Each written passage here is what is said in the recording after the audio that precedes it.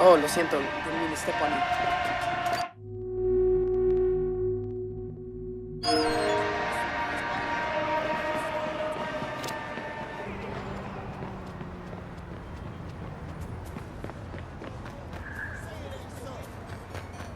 I go to every open mic night and I'm like, songs in time suck, but isolation isn't good. Even if it's just polite laughter, you'll say I read about how. Hey, so what's this about Bobo Dakes? You know Bobo's working on a new album, right? Yeah, I heard. Well, you won't get to hear it?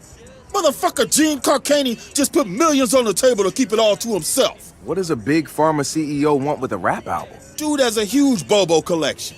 And he probably wants to hang that shit on his wall like a damn trophy. Just rubbing his money in our faces, bruh. Do you know if Bobo took the deal? He hasn't announced anything yet, but he will. It's a lot of cash. And maybe there's still time for an intervention. Time for what? Marsha's good.